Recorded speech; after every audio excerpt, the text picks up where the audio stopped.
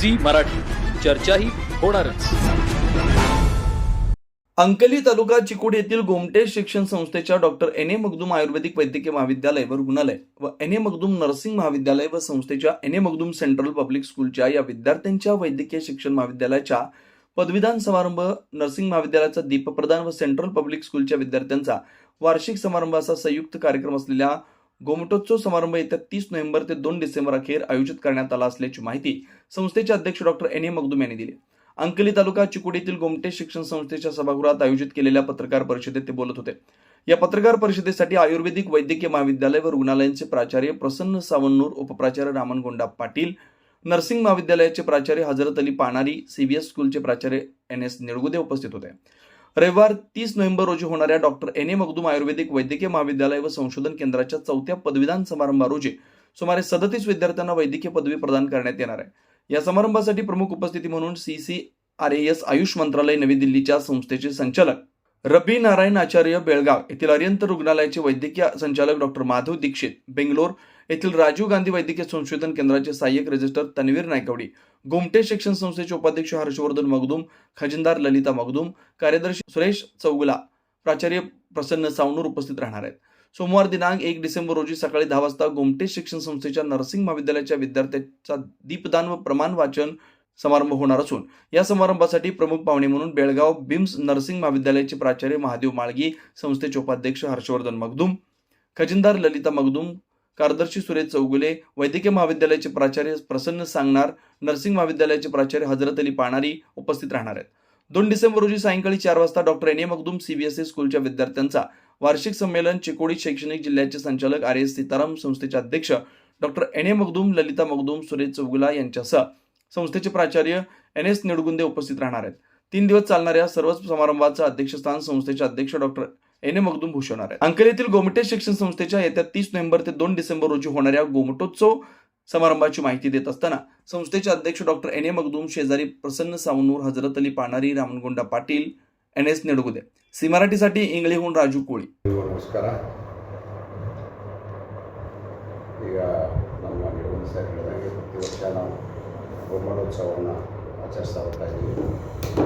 ಅದೇ ರೀತಿ ಈ ವರ್ಷವೂ ಸಹ ಬರುವ ನವೆಂಬರ್ 30, 1, ಡಿಸೆಂಬರ್ 1, 2 ಹೀಗೆ 3 ದಿವಸಗಳ ಕಾಲ ನಮ್ಮ ಗೋಮಟೋತ್ಸವ ನಡೀತಿದೆ. ಅದರಲ್ಲಿ ವಿಶೇಷವಾಗಿ ರವಿವಾರ ದಿವಸ ದಿನಾಂಕ 30/11/25 ನಮ್ಮ ಆಯುರ್ವೇದ ವೈದ್ಯಕೀಯ ಮಹಾವಿದ್ಯಾಲಯದ ಗ್ರ್ಯಾಜುಯೇಷನ್ ಡೇ. ಅಂದರೆ ನಮ್ಮ ಸಂಸ್ಕೃತದಲ್ಲಿ ನಾವು ಶಿಖಾನು ಪ್ರವೇಶ ಅಂತ ಹೇಳ್ತೇವೆ.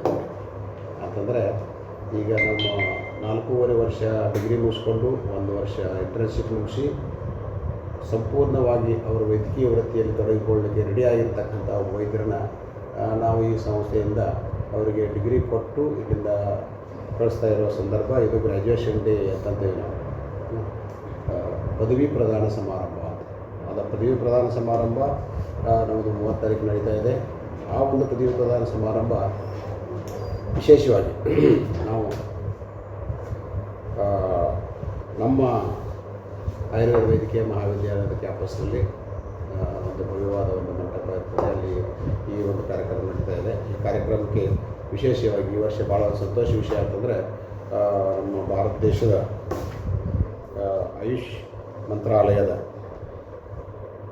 CCRS ಅಂತೀವಿ, ಆಯುಷ್ ಮಂತ್ರಾಲಯ ಸಚಿವಾಲಯದ ಭಾರತ ಸರ್ಕಾರದ ನವದೆಹಲಿಯಲ್ಲಿ ರಾಷ್ಟ್ರದ ಆಯುರ್ವೇದ ಸಂಶೋಧನಾ ಹಾಗೂ ನೀತಿ ನಿರೂಪಣೆಯನ್ನು ಮಾಡ್ತಕ್ಕಂಥ ವಲಯದ ಶ್ರೇಷ್ಠ ಹುದ್ದೆಯನ್ನು ಹೊಂದಿರತಕ್ಕಂಥ ಅದರ ಅಧ್ಯಕ್ಷರಾದಂಥ ಸನ್ಮಾನ್ಯ ಡಾಕ್ಟರ್ ರವಿ ನಾರಾಯಣ ಆಚಾರ್ಯ ಸಾಹೇಬರು ಬರ್ತಾ ಇದ್ದಾರೆ. ಅವರು ಈ ಒಂದು ಸಮಾರಂಭಕ್ಕೆ ಮುಖ್ಯ ಅತಿಥಿಗಳಾಗಿ ಭಾಗವಹಿಸ್ತಾ ಇದ್ದಾರೆ.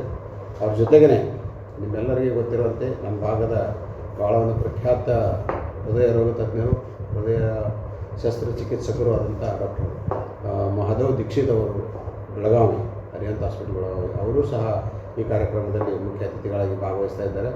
ಇವರ ಒಂದು ಅತಿಥಿಗಳ ಒಂದು ಉಪಸ್ಥಿತಿಯಲ್ಲಿ ಈ ಒಂದು ಭವ್ಯ ಕಾರ್ಯಕ್ರಮ ನಡೀತಾ ಇದೆ. ಈ ಕಾರ್ಯಕ್ರಮದಲ್ಲಿ ವಿಶೇಷವಾಗಿ ನಮ್ಮೆಲ್ಲ ವಿದ್ಯಾರ್ಥಿಗಳು ಯಾರ್ಯಾರು ಪಾಸಾಗಿ ಹೋಗಿದ್ದಾರೆ, ಸುಮಾರು ಒಂದು 60 ಬ್ಯಾಚ್ ಇತ್ತು ಆ ಟೈಮ್ನಲ್ಲಿ. ಆ 60 ಬ್ಯಾಚ್ನಲ್ಲಿ 60 ಹುಡುಗರು ಈ ವರ್ಷ ಪದವಿಯನ್ನು ಪಡಿತಾ ಇದ್ದಾರೆ. ಇನ್ನು ಒಂದು ಭಾಳ ಅದ್ರ ಜೊತೆಗೇ ಎರಡನೇ ದಿವಸ ನಮ್ಮದು ನಮ್ಮ ನರ್ಸಿಂಗ್ ಕಾಲೇಜಿನ ಡಿಪ್ಲೊಮಾ ನರ್ಸಿಂಗ್ ಮತ್ತು BSc ನರ್ಸಿಂಗ್ ವಿದ್ಯಾರ್ಥಿಗಳ ಲ್ಯಾಂಪ್ ಲೈಟಿಂಗ್ ಮತ್ತು ಓತ್ ಟೇಕಿಂಗ್ ಸೆರೆಮನಿ ನಡೀತಾ ಇದೆ. ಅದ್ರ ಜೊತೆಗೇ ಮೊದಲನೇ ದಿವಸನೂ ನಮ್ಮ BAMS ವಿದ್ಯಾರ್ಥಿಗಳ ಜೊತೆಗೆ ನರ್ಸಿಂಗ್ ವಿದ್ಯಾರ್ಥಿಗಳ ಪದವಿ BSc ನರ್ಸಿಂಗ್ ವಿದ್ಯಾರ್ಥಿಗಳ ಮೊದಲನೇ ಬ್ಯಾಚಿನ ಪದವಿ ಪ್ರದಾನ ಸಮಾರಂಭ ನಡೀತಾ ಇದೆ, ಎರಡನೇ ಬ್ಯಾಚ್. ಜೊತೆಗೆ ಅವತ್ತಿನ ದಿವಸ ಸಾಯಂಕಾಲ ಬೇರೆ ಬೇರೆ ಕಾರ್ಯಕ್ರಮಗಳು ಇರ್ತವೆ. ಮೂರನೇ ದಿವಸ ನಿಮ್ಮೆಲ್ಲರಿಗೂ ಗೊತ್ತಿದ್ದಾಗೆ ಈ ಭಾಗದಲ್ಲಿ ಭಾಳ ಒಂದು ಒಳ್ಳೆಯ ಹೆಸರನ್ನು ಮಾಡಿರ್ತಕ್ಕಂಥ ನಮ್ಮ doctor N A Magdum central public school ಅಂತ ಎಲ್ಲರೂ ಗೊತ್ತಿದ್ದಂಥ ವಿಷಯ. ಈ ಒಂದು ಸ್ಕೂಲಿನ ವಾರ್ಷಿಕೋತ್ಸವ ಹಾಗೂ ಗುಮ್ಮಟೋತ್ಸವದ ಕಾರ್ಯಕ್ರಮಗಳು ಆ ದಿವಸ 2ನೇ ತಾರೀಕಿಗೆ ನಡೀತಾ ಇದ್ದವು. ಬೆಳಗ್ಗೆ ಇರೋ ಕಾರ್ಯಕ್ರಮ ಇರ್ತವೆ, ಸಾಯಂಕಾಲನೂ ವಿಶೇಷವಾದಂಥ ಕಾರ್ಯಕ್ರಮ ನಡೀತಾ ಇದ್ದಾವೆ. ಹೀಗೆ 3 ದಿವಸಗಳವರೆಗೆ ನಮ್ಮ ಗುಮ್ಮಟೋತ್ಸವ ನಡೀತಾ ಇದೆ. ಇಲ್ಲಿ ಪ್ರತಿ ವರ್ಷದಂತೆ ನಾವೇನು ಮಾಡ್ತಾಯಿದ್ದೀವಿ, ಭಾಳ ಸಂತೋಷದ ವಿಷಯ ಅಂತಂದರೆ ನಿಮಗೆ ಕೇವಲ 12 ವರ್ಷಗಳಲ್ಲಿ ನಾವು ಆಯುರ್ವೇದ ವೈದ್ಯಕೀಯ ಮಹಾವಿದ್ಯಾಲಯ ಪ್ರಾರಂಭ ಮಾಡಿ ಕೇವಲ 12 ವರ್ಷಗಳಾಯಿತು.